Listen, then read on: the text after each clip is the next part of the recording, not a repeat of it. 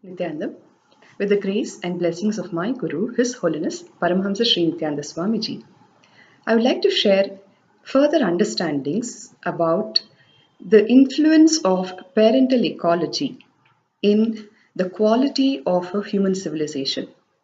We spoke about vihara, entertainment. With what you entertain yourself, with what you entangle yourself, has a huge impact on your persona, the person that you are made of. Swamiji always tells us, you are not a human being with a spiritual experience, you are a spiritual being, a divine being with a human experience. It is so mandatory in today's fast paced life that we are reminded time and again about our true nature. Now, this learning must happen to human beings at a very early age. If you ask me the question, how early? I would say that should be starting right inside the womb. We all know the story of Prahalada.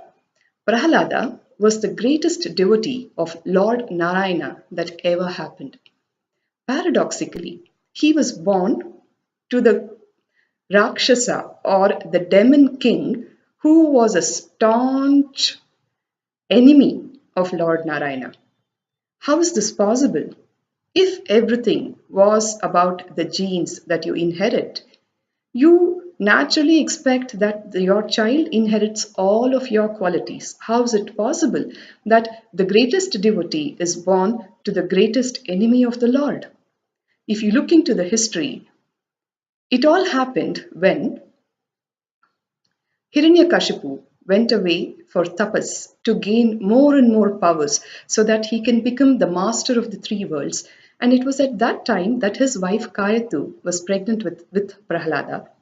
Indra comes and attacks the demon's palace, and when he's taking Kayathu away, with the motivation that he should end the life of the baby that is growing inside the womb, naturally so, because a demon king would only give birth to another demon, was the belief. But then sage Narada intervenes and he says, let it be, this is not the right thing to be doing, and she is actually going to give birth to the greatest devotee of Lord Narayana that would ever happen.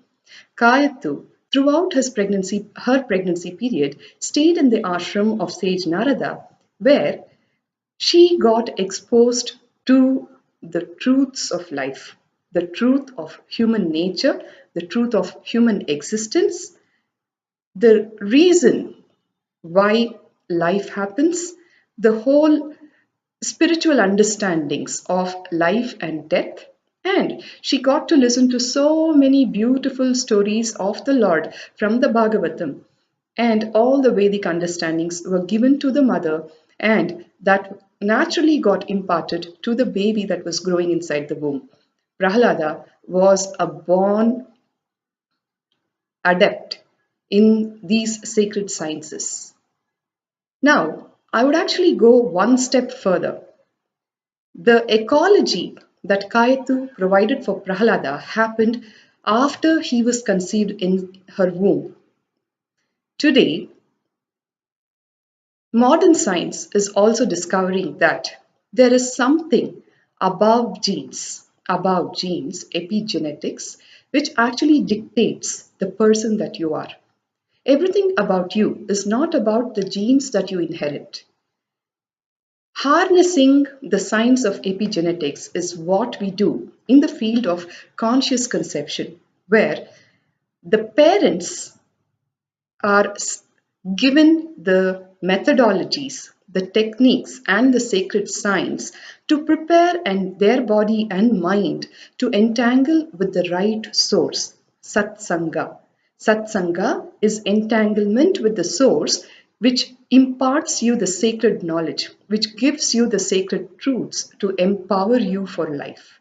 And that is exactly what the couples who register for the conscious conception program in pregnancy care go through. Now, when you're given the right understandings about life, these kind of understandings naturally lead you to a state of empowerment where you have the right perception. The right perception about yourself, the right perception about Ishvara, God, and the right perception about Jagat, the nature. With all of this, you will be providing the right environmental signals where you actually become the genetic engineers for your baby. It is in your capacity. By providing the right environmental signals, you can actually switch on or turn on the right genes, or you can turn off the wrong genes. It is such an empowered state. You're no longer a victim to the genes that you inherit. Now, can it get more powerful than this? I don't think so. I invite all of you to come and be a part of this beautiful journey. Do spread this knowledge of sacred conscious conception to the community that you live in, to your friends and family, so that we can all be a part of this sacred momentum of inviting high conscious, intelligent, blissful, enlightened souls onto planet Earth. Thank you all. Nityanandam.